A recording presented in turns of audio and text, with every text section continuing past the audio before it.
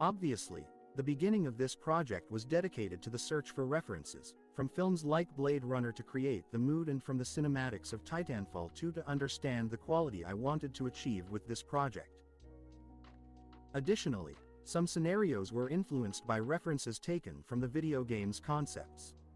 Other very important references were those for the Titan's animation, such as that of the T-Rex for the legs and that of the human for the torso and arms, and then a robot to understand how it moves with its weight. Later on, I searched for references for storm simulations on Unreal Engine and in the real world to understand how to create the weather. I also looked for many references on the pilot, as it is rich in details and specifics that I wanted to recreate.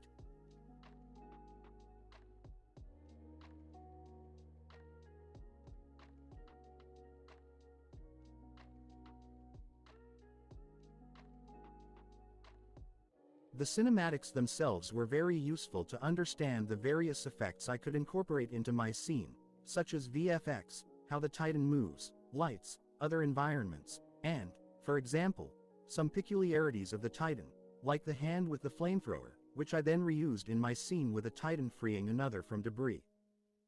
I also decided to draw inspiration for the forest environment and the style.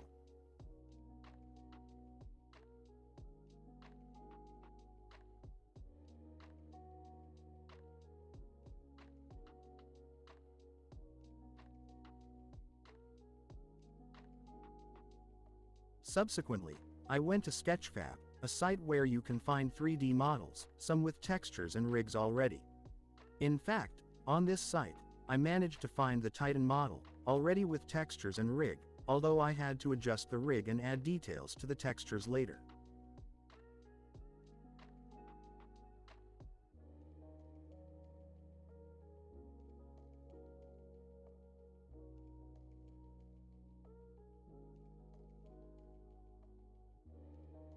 After searching for the assets, I went to Maya, where I created the blocking of the bridge and the building scene in the reference. I then went to Blender with the bridge, and using the grease pencil, I simulated some breaks in the bridge because I wanted to add more damage to both the bridge and the buildings.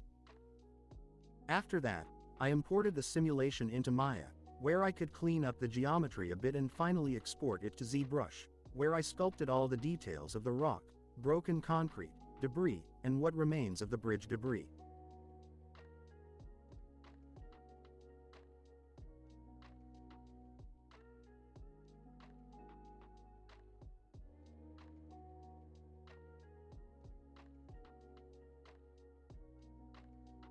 I re-imported the low poly into Maya.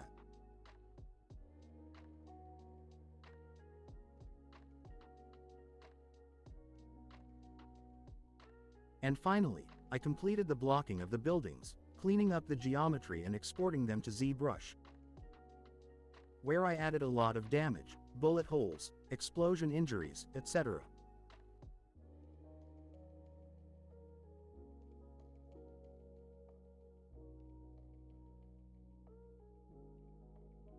I also wanted to sculpt the terrain because I wanted to add many custom details like craters where I would then have to deposit the bridge debris. Here we can see exactly what the final result looks like.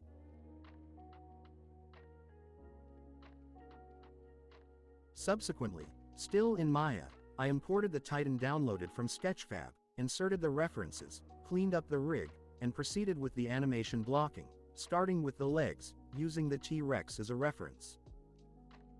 After that, I moved on to human references for the torso, arms, and hands, continuously smoothing and perfecting the movement blocking.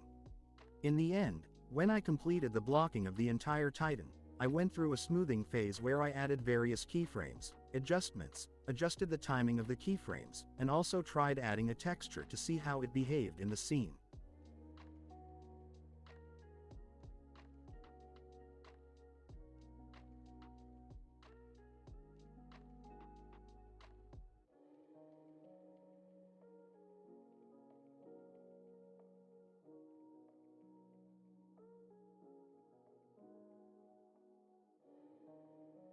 After completing this part, I also proceeded to create a damaged Titan, but without animation, and two other Titans where one is damaged and the other rescues it.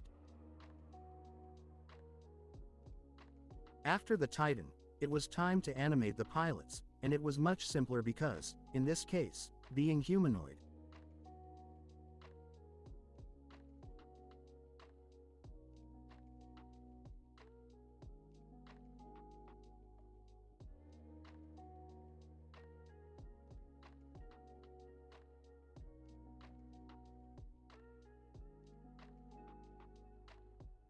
I could use an online tool called Mixamo, an Adobe site that allows you to upload your 3D model, apply an artwork, and then use their mockup library to animate your character. In this case, using just 2 meshes, I managed to create various animations. The next part was texturing. I went to Substance Painter 3D, imported the model of my Titan, where I applied the basic color already present on Sketchfab, and then applied various layers of roughness, metalness, normal, etc., to increase realism and details, as well as mud and dirt. The same process was done for the pilots, the only difference being that they didn't have a texture. Here I had to create it from scratch, and another challenge was the assignment of materials, as they were a single mesh, and I had to use polygon fill and masks to assign different materials, such as the glass of the helmet, metal, and fabric. They were a single mesh, and I had to subdivide them through polygon fill. For the creation of these pilots, I paid a lot of attention to diffuse, which had to be already rich in details. After that, I proceeded with emissive, which also required a lot of attention, just like normal. This is because the model was really lacking in geometric details, so I decided to create many using normal and displacement. Emissive helps me give it a sci-fi touch, as many emissive elements were already present in the game, so I decided to emphasize them and add personal details, such as writings, decorative elements, and damage, such as those in the box in the belly of the male pilot, gloves, and jetpack.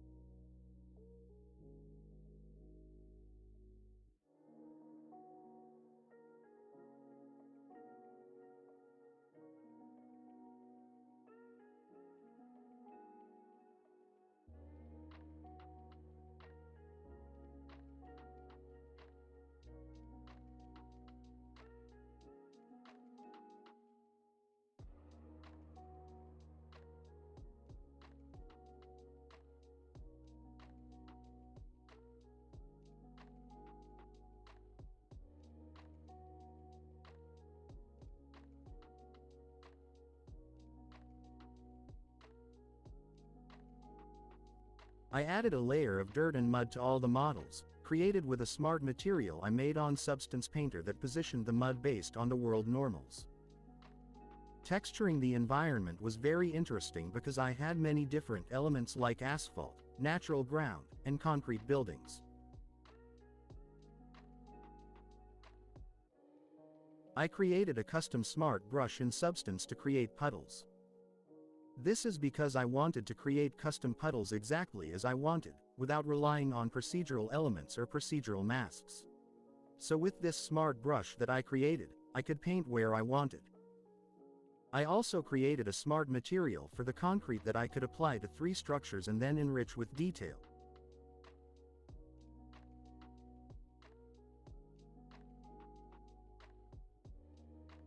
As you can see here with the diffuse. After that, I imported it into Maya. Using Vray, I tried to get a preview to see if the quality of my textures was adequate.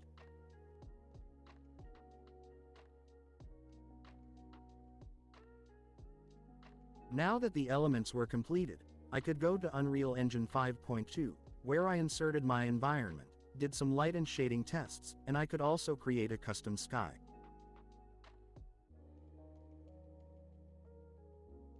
After that, I proceeded to create a terrain, using the material of my creation, where I could then add other decorative elements and titans, along with elements in the background, to already create a blocking of what would be the final scene.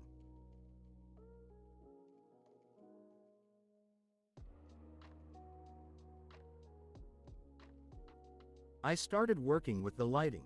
The material I created is a smart material that allows me to have painted layers, using vertex paint inside the terrain, so that I could paint different materials where I needed it. Another smart material that, through the world normals, allows me to insert specific elements.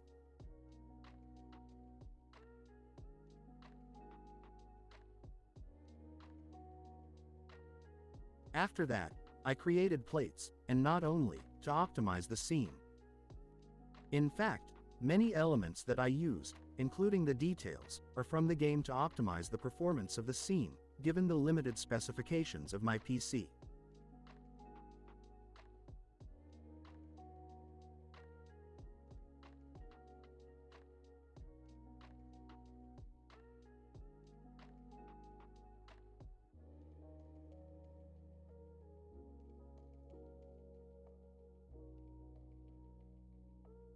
The very expensive part was the foliage, where I could paint many elements to add realism to my scene, such as building debris, asphalt, different types of plants depending on the biome I chose for this environment.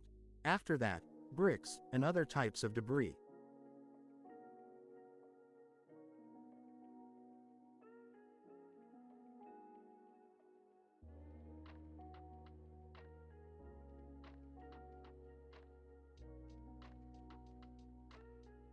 Another very particular part was to add elements, such as rain, using Sky Creator, where I created a real weather system, including sky and thunder, particles, to add detail to my scene, such as fires, explosions, and sparks, taken directly from the trailers that I analyzed at the beginning.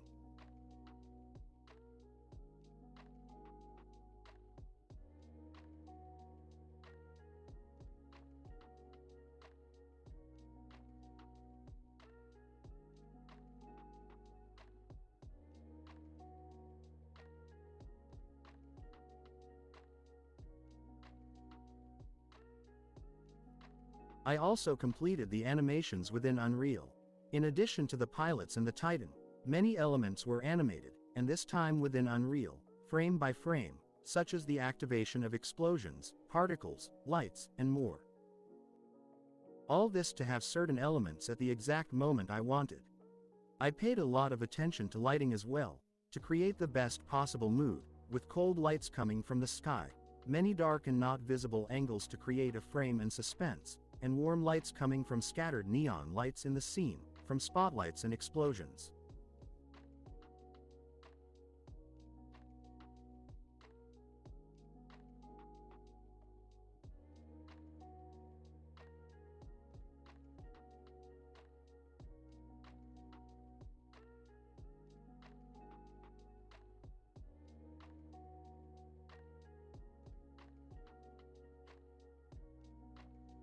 After that, color grading and compositing were done directly within Unreal, using various post-process volumes, the sky, light animations, parts of the environment, VFX, and finally other lighting adjustments, small refinements overall, and finally optimization for what was the rendering part in Path Tracer.